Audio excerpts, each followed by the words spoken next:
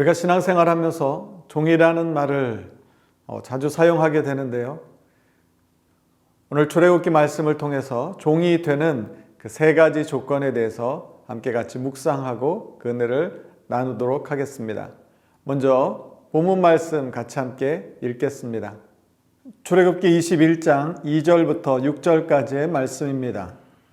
내가 히브리 종을 사면 그는 6해 동안 섬길 것이요 7째 해에는 몸값을 물지 않고 나가 자유인이 될 것이며 만일 그가 단신으로 왔으면 단신으로 나갈 것이요 장가 들었으면 그의 아내도 그와 함께 나가려니와 만일 상전이 그에게 아내를 주어 그의 아내가 아들이나 딸을 낳았으면 그의 아내와 그의 자식들은 상전에게 속할 것이요 그는 단신으로 나갈 것이로되 만일 종이 분명히 말하기를 내가 상전과 내 처자를 사랑하니 나가서 자유인이 되지 않겠노라 하면 상전이 그를 데리고 재판장에게로 갈 것이요 또 그를 문이나 문설주 앞으로 데리고 가서 그것에다가 송곳으로 그의 귀를 뚫을 것이라.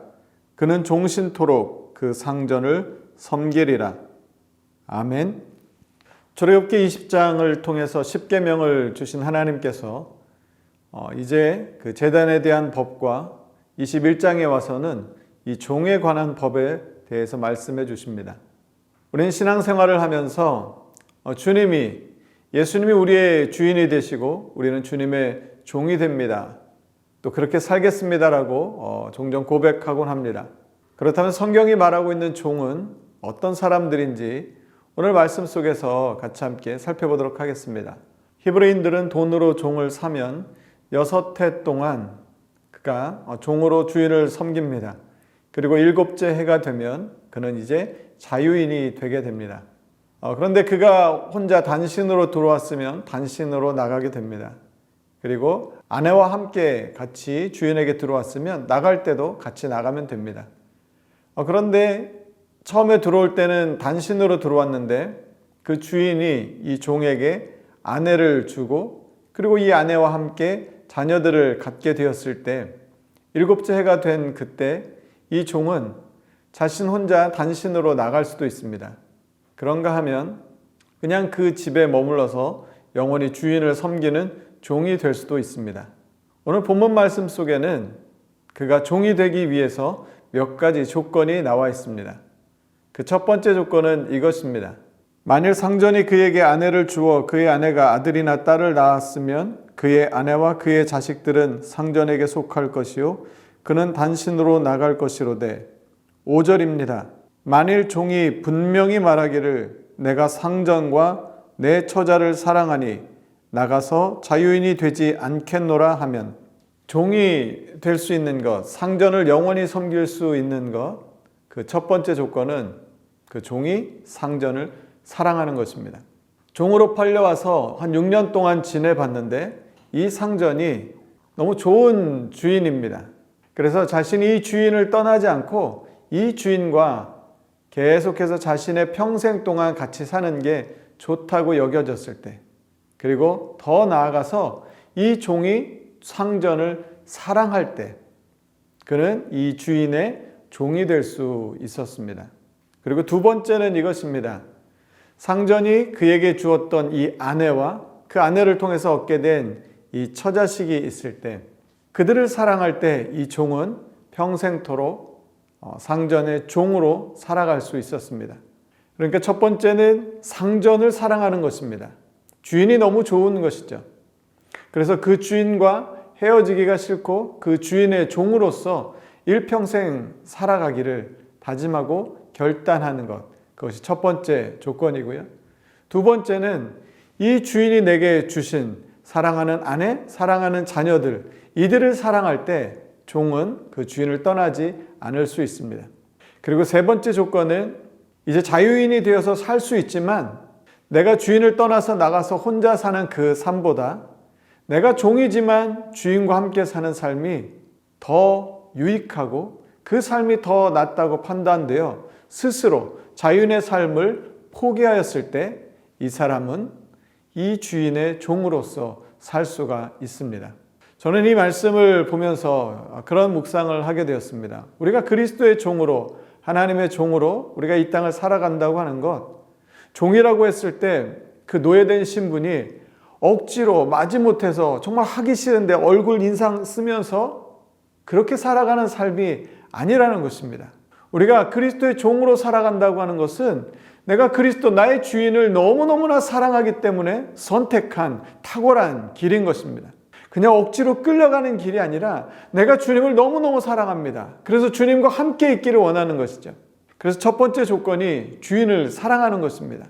그러면 두 번째는 주인이 내게 주신 것을 또한 사랑하는 것이죠. 우리 주님께서 내게 허락하신 것들, 주님께서 내게 주신 것들을 내가 감사하고 기뻐하고 그것들을 너무나 소중히 여길 때 주인을 사랑하는 것만큼 내게 주신 것들을 또한 사랑하고 아끼고 감사할 때 주인과 함께 영원히 사는 삶을 선택한 사람이 바로 종이었습니다.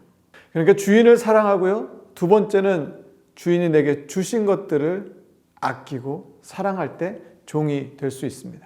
그리고 세 번째 조건은 이제 완전한 자유를 얻었음에도 불구하고 내가 밖에 나가서 내 마음대로 주인 없이 살아가는 그 삶이 아니라 그 자유를 내가 다 포기하고 종이 되어서 이 주님과 나의 주와 함께 살아가는 그 삶, 스스로 기꺼이 자유인의 삶을 포기하고 주인과 함께 있는 삶을 선택할 때 종이 될 수 있습니다.